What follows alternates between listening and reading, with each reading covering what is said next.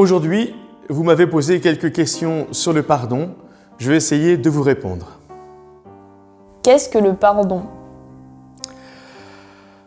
Alors cette question est une question fondamentale. Il y a plusieurs façons d'y répondre. Pour beaucoup, pardonner, c'est un signe de faiblesse. Lui pardonner, ce serait trop facile. Il faut qu'il paye ce qu'il a fait. Ou alors, lui pardonner pour qu'elle recommence. De toute façon, j'ai perdu sa confiance, je n'ai plus confiance en elle, je n'ai plus confiance en lui. Et dans notre société, qui paraît souvent impitoyable, pardonner n'est pas toujours bien vu et souvent, on se rend compte qu'il n'y a pas de véritable pardon autour de nous. Se poser la question « Combien de fois devrais-je pardonner ?» c'est déjà se poser la question de savoir si je suis capable de pardonner. Alors, le pardon est d'abord une attitude qui traduit ma capacité à regarder l'autre par-delà, au-delà du mal qu'il m'a fait. C'est une attitude qui m'invite à renoncer à la vengeance et finalement à privilégier l'amour sur la revanche. Pourquoi est-il si difficile de pardonner ? Alors, tout d'abord, je dois reconnaître, c'est vrai, il est difficile de pardonner. C'est dur d'abandonner sa colère, son amertume, ses idées de vengeance, sans nier la blessure qui m'a été faite. C'est dur de pardonner parce que le plus souvent, quand on est blessé, c'est l'amour ou l'amitié qu'on porte à l'autre qui est blessé. À l'offense est souvent liée la notion de trahison, donc d'une perte de confiance. Et on sait que la confiance nécessite du temps pour s'établir à nouveau. Alors tu as raison, c'est dur de pardonner. Mais il y a l'autre versant aussi qu'il ne faudrait pas oublier. Demander pardon. Et là, presque tout le monde s'accorde à dire que c'est vraiment difficile. Parce que je suis trop fier, j'ai du mal à reconnaître mes erreurs, j'ai du mal à revenir aussi. Puis il y a la peur que l'autre refuse ma demande de pardon. C'est encore plus vrai quand ce sont des proches, des amis ou la famille. Si on ne pardonne pas, est-ce que ça fait de nous une mauvaise personne ?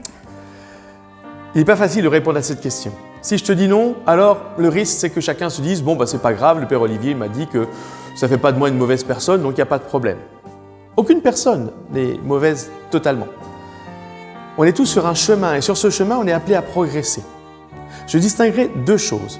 Refuser de pardonner, ça m'éloigne des autres et de Dieu. Refuser, c'est fermer la porte à l'autre, c'est couper les ponts, finalement m'enfermer dans ma peine et mon ressentiment. Ne pas arriver à pardonner pour le moment, c'est autre chose. Le pardon demande parfois du temps et souvent il demande du temps. Le pardon ne demande pas d'oublier ni de ne pas crier sa colère. Il est un chemin, il prend du temps. Si je ne suis pas capable de pardonner, alors est-ce que je suis vraiment capable d'aimer ? C'est une vraie question que je te pose. Et je ne prétends pas y répondre. Le Christ nous y invite. Il suffit de l'observer, de l'écouter. Regarde Jésus qui pardonne à la femme adultère, que tout le monde voulait lapider. Elle s'était éloignée de Dieu dans sa vie, mais elle a rencontré Jésus et c'est cette rencontre qui va tout changer. Souviens-toi de ce que Jésus répond à Pierre quand il lui demande « Combien de fois devrais-je pardonner à mon frère quand il péchera contre moi ?» Jésus lui répond « Je ne te dis pas jusqu'à 7 fois, mais jusqu'à 70 fois 7 fois. » En d'autres termes, le Seigneur nous invite à toujours pardonner quoi qu'il arrive. Souviens-toi du Notre Père. Pardonne-nous nos offenses comme nous pardonnons à ceux qui nous ont offensés. Comment Jésus a-t-il pardonné toutes les horreurs que l'homme lui a faites ? Là encore, Jésus est tout entier pardon jusqu'à la croix. Les paroles que Jésus dit sur la croix sont impressionnantes. « Père, pardonne-leur car ils ne savent pas ce qu'ils font. » Jésus n'a pas seulement été cloué à la croix, il a été accusé injustement dans un simulacre de procès, mais aussi, et peut-être surtout, il a été abandonné par ses disciples. Ils sont tous partis, Pierre en tête. Il ne reste plus que Saint Jean au pied de la croix avec Marie. En pardonnant à tout cela, c'est moi aussi, toi aussi, qu'il pardonne.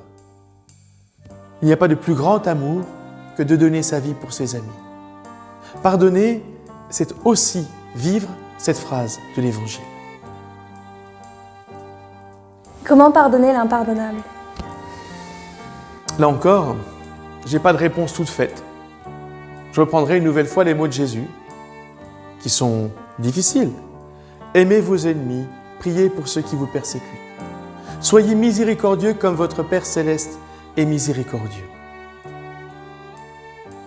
Le pardon, en fait, un commandement du Seigneur. Tout au long de l'Évangile, il nous invite à faire miséricorde en toutes circonstances. Et sans la foi, c'est impossible. L'autre mot chrétien pour dire le pardon, c'est miséricorde. Prendre à cœur la misère de l'autre. Aimer l'autre malgré sa misère, malgré son péché, malgré le mal qu'il m'a fait. Le premier à faire ça, c'est Dieu lui-même. Il m'aime comme je suis, avec les grâces qu'il m'a données et aussi les misères qui sont les miennes, mes faiblesses. Et je suis appelé à faire comme lui. Sans la grâce de Dieu, sans la force de Dieu, c'est vrai que c'est impossible. Il est impossible de pardonner complètement. Pour terminer, je t'invite à faire un petit exercice. Pense à un pardon que tu n'as jamais demandé, à qui je n'ai jamais demandé pardon pour le mal que je lui ai fait. Une fois que tu as trouvé, confie cela au Seigneur. Et si tu penses que c'est possible, va demander pardon. Pareil, si tu n'as jamais accordé ton pardon à quelqu'un, fais la même chose. Va le voir et dis-lui, je te pardonne parce que tu m'as fait du mal. J'espère que j'ai répondu à vos quelques questions. Cette fois-ci, c'est rapide.